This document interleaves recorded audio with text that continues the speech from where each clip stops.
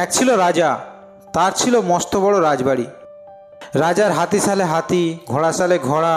রাজার ধন সম্পত্তির কোনো কিছুর অভাব নেই। কিন্তু রাজার মনে খুবই দুঃখ, কারণ দুই রানীর এখনও পর্যন্ত কোনো সন্তানই হয়নি। তাই রাজামশাই খুব দুঃখে থাকেন। রাজামশাই মাঝে মাঝে বনে শিকার করতে যান। এমনি একদিন একটি বনে শিকার করতে গিয়েছেন। শিকার করতে করতে রাজামশাই বনের গভীরে চলে যান। হঠাৎ তিনি দেখলেন ওই গভীর বনের ভিতরে একজন সাধু গাছের তলায় বসে ধ্যান করছে।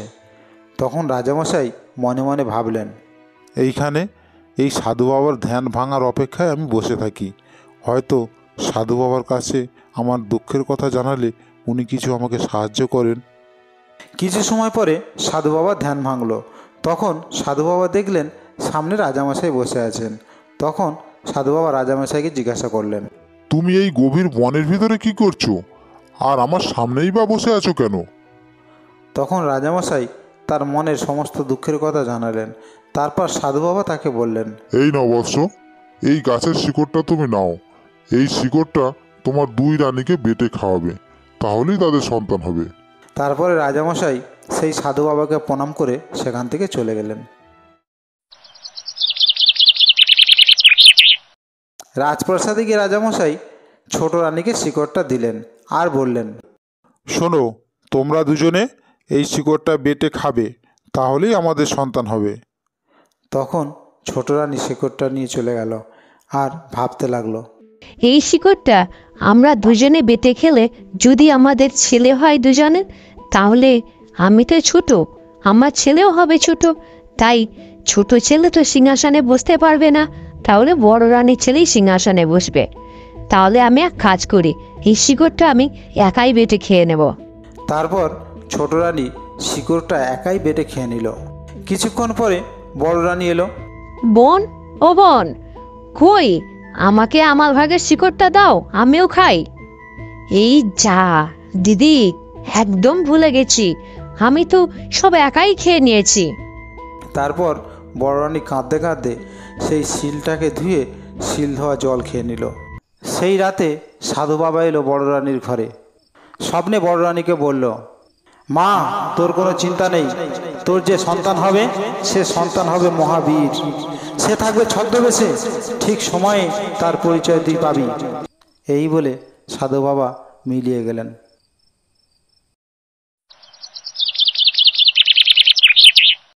কিছুদিন পরে দুই রানী গর্ভবতী হলেন। ছোট রানীর হলো একটি ফুটফুটে ছেলে সন্তান, আর বড় রানীর হলো একটি ব্যাঙ।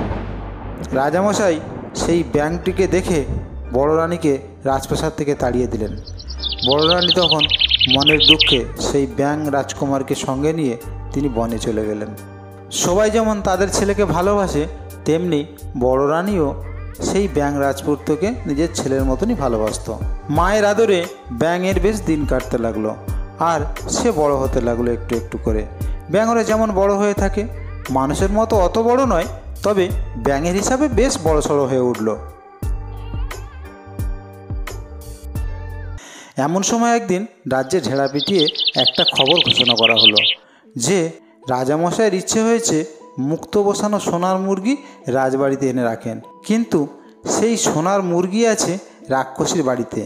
যে রাক্ষসীর বাড়ি থেকে ওই মুক্ত বসানো সোনার মুরগি রাজবাড়িতে এনে দিতে পারবে, রাজামশাই তাকে অর্ধেক রাজ্য দেবে আর এক হাতি বোঝাই জিনিসপত্র দেবেন।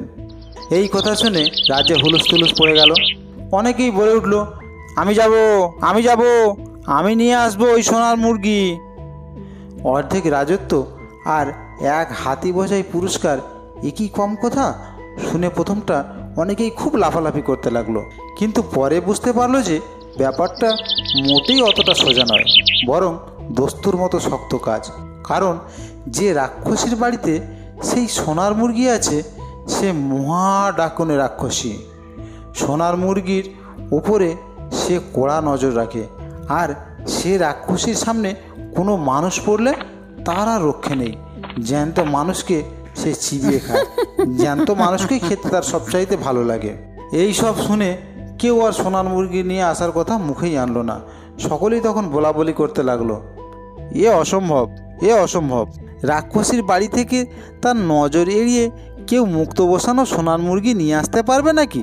কখনোই সম্ভব না। মা মা আমি মুক্ত বসানো সোনার মুরগি আনতে যাব। শুনে তার মা প্রথমে খুব ভয় পেয়ে গেল। কিছুতেই ছেলের কথায় মত দিলেন না। বললেন, না না বাবা, তোর ওই রাক্ষসীর বাড়িতে কিছুতেই যাওয়া হবে না। জোয়ান জোয়ান সব লোকেরা সেখানে যেতে সাহসই করছে না, আর তুই যাবি কি করে? না না, তুমি ভয় পেও না মা, আমি ঠিক রাক্ষসীর বাড়িতে যেতে পারবো, আর সেখান থেকে আমি ওই সোনার মুরগি আনতে পারবো। তার জেদ দেখে তার মা অগত্যা রাজি হলেন। তখন ব্যাঙ মাকে বললেন, এই পুটুলিতে করে চাল সিদ্ধ করে আমাকে দিয়ে দাও, আমি রাস্তায় খাবো। তারপরে তার মা চাল সিদ্ধ করে একটা পুটুলিতে ভরে দিল, আর সেই পুটুলিটা ব্যাঙ কাঁধে ঝুলিয়ে নিয়ে চলতে লাগলো।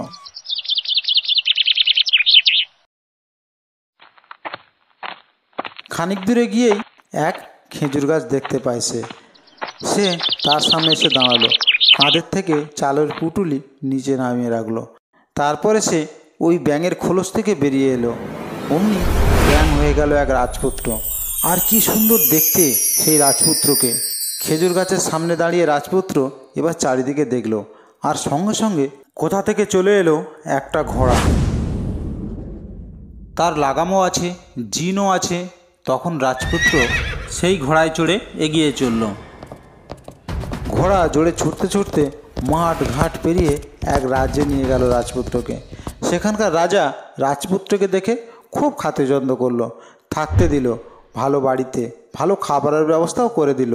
তারপর রাজা তাকে জিজ্ঞাসা করলো, কোথায় চলেছো রাজপুত্র? আমাদের রাজার লোক ঢেঁড়া দিয়েছে, মুক্ত বসানো সোনার মুরগি যে আনতে পারবে রাক্ষসীর বাড়ি থেকে, রাজা তাকে অর্ধেক রাজত্ব আর হাতি বোঝাই পুরস্কার দেবেন। তাই আমি সেই মুক্ত বসানো সোনার মুরগি আনতে যাচ্ছি। বেশ বেশ বেশ বেশ, এই তো রাজপুত্রের মতো উপযুক্ত কাজ। তা আমি তোমাকে একটা জিনিস দিয়ে সাহায্য করতে চাই বাবা, এটি তোমার হয়তো কাজে লাগতে পারে। এই কয়লার টুকরোটা তোমার কাছে রাখো, রাক্ষসীর বাড়ি থেকে পালিয়ে আসার সময় যদি দরকার বোঝো এই কয়লাকে বলবে আগুনের বেড়া তৈরি করে দাও, তারপরে কয়লা ছুঁড়ে দিও, তখন দেখো কি হয়। এই বলে রাজা তাকে একটা কয়লার টুকরো দিল। তখন রাজপুত্র রাজার কাছ থেকে বিদায় নিয়ে ঘোড়ায় উঠল আর ঘোড়া ছুটিয়ে দিল। তারপরে মাঠ ঘাট ময়দান পার করে আবার ঘোড়া ছুটতে লাগলো। ঘোড়া তাকে আবার নিয়ে এলো আরও একটা রাজ্যে। এখানকার রাজাও রাজপুত্রকে দেখে খুব খাতির যত্ন করলো, তাকে থাকতে দিল সুন্দর বাড়িতে, চমৎকার সব খাওয়া দাওয়ার ব্যবস্থা করে দিল তাকে। রাজা তারপর রাজপুত্রকে জিজ্ঞাসা করলো, কোথায় যাচ্ছ রাজপুত্র? আমাদের রাজার লোক ঢেড়া দিয়েছে, মুক্ত বসানো সোনার মুরগি যে আনতে পারবে রাক্ষসীর বাড়ি থেকে, রাজা তাকে অর্ধেক রাজত্ব দেবে আর হাতি ভোজাই পুরস্কার দেবে। তাই আমি মুক্ত বসানো সোনার মুরগি আনতে যাচ্ছি। বেশ বেশ বেশ বেশ, এই তো রাজপুত্রের মতো যোগ্য কথা। তা বাবা, আমি তোমাকে একটা জিনিস দিয়ে সাহায্য করতে চাই, এটি হয়তো তোমার কাজে লাগতে পারে। এই পাথরটি তোমার কাছে রাখো, রাক্ষসীর বাড়ি থেকে পালিয়ে আসার সময় যদি দরকার বোঝো এই পাথরকে বলবে একটা পাহাড় তৈরি করে দাও, তারপর পাথরটা ছুঁড়ে দেবে, তখন দেখো কি হয়। এই বলে রাজা তাকে একটা পাথর দিল। তখন রাজপুত্র সেই রাজার কাছ থেকে বিদায় নিয়ে ঘোড়ায় উঠল আর ঘোড়া ছুটিয়ে দিল।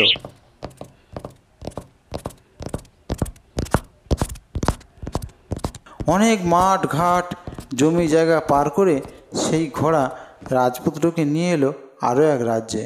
এখানকার রাজাও রাজপুত্রকে দেখে খুব খাতির যত্ন করলো, থাকতে দিল ভালো বাড়িতে, ভালো ভালো খাবারের ব্যবস্থা করে দিল। তারপরে জিজ্ঞাসা করলো, কোথায় চলেছো রাজপুত্র? আমাদের রাজার লোক ঢেড়া দিয়েছে, মুক্ত বসানো সোনার মুরগি যে আনতে পারবে রাক্ষসীর বাড়ি থেকে, রাজা তাকে অর্ধেক রাজত্ব আর হাতি বোঝাই পুরস্কার দেবে। তাই আমি মুক্ত বসানো সোনার মুরগি আনতে যাচ্ছি। বেশ বেশ বেশ বেশ বেশ, এই তো রাজপুত্রের মতো উপযুক্ত কথা। তা আমি তোমাকে একটা জিনিস দিয়ে সাহায্য করতে চাই, এটি হয়তো তোমার কাজে লাগতে পারে। এই কাঁটাটি তোমার কাছে রাখো, রাক্ষসীর বাড়ি থেকে পালিয়ে আসার সময় যদি দরকার বোঝো এই কাঁটাকে বলবে কাঁটার বেড়া তৈরি করে দাও, তারপর কাঁটাটা ছুঁড়ে দেবে, দেখবে তারপরে কি হয়। এই বলে রাজা তাকে একটা কাঁটা দিল। তখন রাজপুত্র সেই রাজার কাছ থেকে বিদায় নিয়ে ঘোড়ায় উঠল। ঘোড়া আবার ছুটিয়ে দিল। মাঠ ঘাট ময়দান পার হয়ে ঘোড়া ছুটে চলেছে। সারাদিন সারা রাত ঘোড়া ছুটেই চলেছে। পরের দিন সে পৌঁছলো সেই রাক্ষসীর বাড়ির কাছে। জায়গাটা একেবারে নির্জন, জনমানবের সারা শব্দও কোথাও নেই। চতুর্দিকে একটা থমথমে ভাব। রাজপুত্র খুব সাহসী, তাই না হলে অন্য কেউ রাক্ষসীর বাড়ির দিকে এগোতও না। সে সেখান থেকেই ভয়েই পালাতো। সেখানে এসে সে রাক্ষসীর বাড়ির দিকে গেল না। একটু দূরে একটা গাছের তলায় বসে খানিকক্ষণ বিশ্রাম করে নিল। ঘোড়াকে বাঁধলো সেই গাছের সঙ্গে। তারপরে চারিদিকে ভালো করে দেখে রাক্ষসীর বাড়ির দিকে এগিয়ে গেল।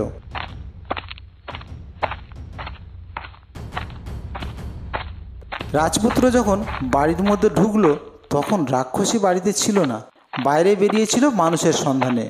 রাজপুত্র হনহন করে সোজা ভিতরে চলে গেল। গিয়ে দেখলো অপরূপ সুন্দরী এক মেয়ে খাটের উপরে বসে কাঁদছে। তখন সে মেয়েটিকে জিজ্ঞাসা করলো, তুমি কে, আর এখানে বসে এইভাবে কাঁদছো কেন? হঠাৎ করে মেয়েটি মানুষের গলার আওয়াজ পেয়ে চমকে পিছন দিকে তাকালো। আপনি কে, আর এই রাক্ষসপুরীতে আপনি এলেন কিভাবে? আমি একজন রাজপুত্র।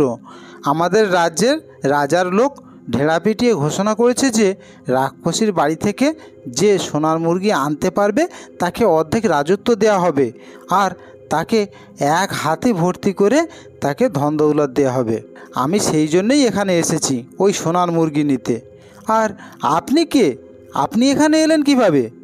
আমার নাম চন্দ্রকোনা, আমি এক অভাগী রাজকন্যা। এই রাক্ষসী আমার বাবা মাকে খেয়ে ফেলেছে, আর কেন জানি না আমাকে বাঁচিয়ে রেখেছে আর এখানে বন্দি করে রেখেছে। কোনোদিনও হয়তো আমাকেও খেয়ে ফেলবে। তুমি তো ছাড়া আছো, তুমি তো এখান থেকে পালিয়ে যেতে পারো। হ্যাঁ, আমি কয়েকবার পালাবার চেষ্টা করেছিলাম, কিন্তু এই রাক্ষসী হাওয়ার থেকেও জোরে ছুটতে পারে। তাই আমি যতবারই পালিয়ে গেছি ততবারই আমাকে এখানে ধরে বন্দি করে রেখেছে। তাই এখন আর পালাবার চেষ্টা করি না। চলো, তুমি আমার সঙ্গে পালিয়ে চলো। এই সোনার মুরগি কোথায় আছে সেটা তুমি আমাকে দেখিয়ে দাও, আর দুজনে মিলে ঘোড়ায় চড়ে চলো এখান থেকে পালিয়ে যাই। না না, এখন তা হবে না, কারণ এক্ষুনি রাক্ষসী চলে আসবে আর তোমাকে এখানে দেখতে পেলে একদম গিলে খাবে। তার থেকে এক কাজ করো, পাশের ঘরে বড় বড় হাঁড়ি রাখা আছে, তার ভিতরে একটা হাঁড়ির ভিতরে তুমি লুকিয়ে থাকো আজকের রাতটা।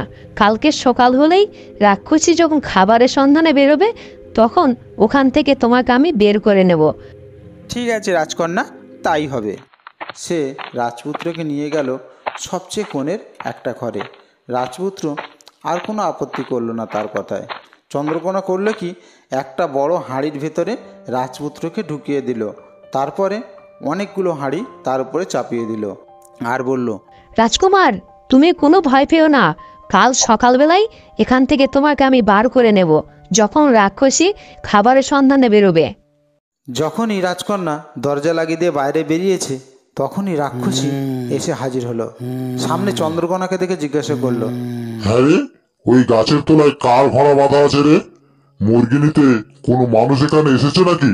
কই না তো ঠাকুমা, ও ঘোড়াটা তো আমি গাছতলায় বেঁধে রেখে এসেছি। ওই ঘোড়া কারো নয়, জঙ্গল থেকে বেরিয়ে এসে এখানে অযথা ঘুরে বেড়াচ্ছিল, তাই আমি দেখতে পেলাম, পেয়ে গাছে বেঁধে রেখেছি। ভাবলুম যদি তোমার কোনো কাজে লাগে তো। রে, তুই আবার এখান থেকে পালিয়ে যাওয়ার ছক করছিস না তো? যদি ওই রকম হতো তাহলে তুমি আসার আগেই তো ওই ঘোড়ায় চড়ে আমি পালিয়ে যেতে পারতাম, আর আমি কত দূরেই বা যাব, সেই তো তুমি আমাকে ধরে নেবে। যাক, তাহলে তুই এতদিন পরে এই কথাটা বুঝতে পেরেছিস। চল চল, এখন ঘুমোতে যাই, চল। এই বলে সোনার মুরগি ঠিক আছে কি না একবার দেখে নিয়ে শোবার ঘরে গেল। তারপরে খাটের উপরে রাক্ষসী আর চন্দ্রকোনা পাশাপাশি শুয়েছে। রাক্ষসী একটু উসখুস করছে আর জোরে জোরে শ্বাস টেনে চন্দ্রকোনাকে জিজ্ঞাসা করলো, হ্যাঁ রে, এই ঘরে মানুষের গন্ধ পাচ্ছি জানো? কোন গন্ধের কথা বলছো ঠাকুমা? মিষ্টি মিষ্টি মানুষের গন্ধ নাকে আসছে। তোমার যেমন কথা, এ বাড়িতে আবার মানুষের মিষ্টি গন্ধ কি করে আসবে? মানুষের গন্ধ বেরোচ্ছে হয়তো তোমার মুখ থেকে, জ্যান্ত মানুষ খেয়ে খেয়ে তোমার শরীরের অবস্থা এমন হয়েছে যে শুধু মুখ থেকে নয়, তোমার গা থেকেও মানুষের গন্ধ বেরোতে পারে। আর তাছাড়া এখানে আমি তো একাই মানুষ আছি, হয়তো আমার গন্ধটাই তুমি পাচ্ছ। তুই ঠিক বলেছিস, সত্যি কম মানুষ তো আমি আর খাইনি। এই তো আজকেরই একটি কচি ছেলেকে খেয়ে এসেছি।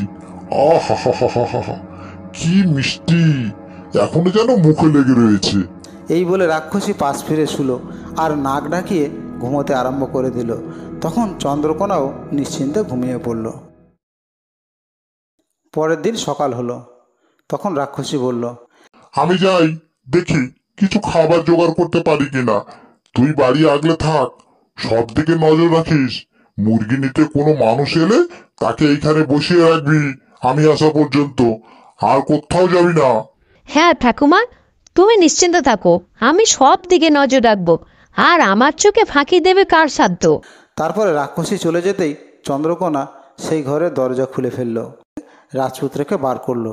তারপর বলল, এসো, তাড়াতাড়ি এসো, রাক্ষসী বেরিয়ে গেছি। এই বেলা ওই সোনার মুরগি নিয়ে আমাদের পালাতে হবে। এই বলে রাজকুমারকে সঙ্গে নিয়ে রাজকুমারী চন্দ্রকোনা আরও একটা কোণের ঘরে এলো। রাজপুত্র, এই সেই মুক্ত বসানো সোনার মুরগি। রাজপুত্র সেই মুক্ত বসানো সোনার মুরগি নিয়ে আর রাজকুমারী চন্দ্রকোনাকে নিয়ে ঘোড়ায় চাপলো আর ঘোড়া ছুটিয়ে দিল। আর এদিকে রাক্ষসী খানিক পরেই বাড়িতে ফিরে এলো। ফিরে এসে দেখি সোনার মুরগি নেই, আর রাজকুমারী চন্দ্রকোনাকেও দেখতে পেল না। তখন রাক্ষসীর কাছে সমস্ত ব্যাপারটা পরিষ্কার হয়ে গেল। তারপর রাক্ষসী হাওয়ায় ভর করে শোঁ করে ছুটতে লাগলো। এদিকে তখন রাজপুত্র আর চন্দ্রকোনা রাক্ষসীর বাড়ি থেকে অনেক দূরে এসে পড়েছিল, কিন্তু হঠাৎ করে পিছনের দিকে চাইতেই দেখে সর্বনাশ, রাক্ষসী তাদের কাছে এসে পড়েছে, যেন ঝড়ের গতিবেগে ছুটে আসছে। মাটিতে যেন তার পা পড়ছে না, এত জোরে এগিয়ে আসছে যে এক্ষুনি তাদের ধরে ফেলবে। তখন রাজপুত্রের 3 রাজার দেওয়া 3টে জিনিসের কথা মনে পড়ে গেল। শেষে রাজা তাকে যে কাঁটা দিয়েছিল সেটাকে প্রথমে ছুঁড়ে দিয়ে সে বলল, রাক্ষসীর চারিদিকে কাঁটার বেড়া তৈরি করে দাও। আর সঙ্গে সঙ্গে সেই একটি কাঁটা থেকে হাজার হাজার কাঁটা তৈরি হয়ে গেল, আর রাক্ষসীর চারিদিকে একটা বেড়া তৈরি হয়ে গেল। কিন্তু রাক্ষসী এক লাফ দিয়ে সেই বেড়াটা পার হয়ে গেল। তখন রাজপুত্র দ্বিতীয় রাজার দেওয়া পাথরটা ছুঁড়ে দিয়ে বলল, রাক্ষসীর সামনে একটা বড় পাহাড় তৈরি করে দাও। অমনি রাক্ষসীর সামনে একটা বড় পাহাড় খাড়া হয়ে গেল, কিন্তু রাক্ষসী সেই পাহাড় ডিঙিয়ে চলল। এবারে রাক্ষসী অনেক কাছে এসে গেছে দেখে রাজপুত্র সেই প্রথম রাজার কয়লাটা ছুঁড়ে দিয়ে বলল, রাক্ষসীর চারিদিকে আগুনের বেড়া তৈরি করে দাও। অমনি রাক্ষসীর চারিদিকে দাউ দাউ করে আগুন জ্বলে উঠল। রাক্ষসী কিন্তু এবার আর আগুনের জাল থেকে বেরিয়ে আসতে পারল না, সেই জ্বলন্ত বেড়ার মধ্যে পুড়ে মারা গেল রাক্ষসী। এতক্ষণে রাজপুত্র হাঁপ ছেড়ে বাঁচল। যাক, আর কোনো ভয় নেই। কিন্তু সে আর দেরি করল না, ঘোড়া ছুটিয়ে সে শেষকালে পৌঁছলো সেই খেজুর গাছের সামনে। খেজুর গাছের তলায় এসে রাজকুমার ব্যাঙের ছালের ভিতর ঢুকে গেল আর সঙ্গে সঙ্গে ব্যাঙে পরিণত হয়ে গেল। এই কাণ্ড দেখে রাজকুমারী চন্দ্রকোনা তো অবাক। তারপর রাজকুমার বলল, আমি ব্যাঙের ছদ্মবেশে রাজকুমার, একথা তুমি কারুকে বলবে না। সময় হলে আমি সব কথা সবাইকে বলে দেব।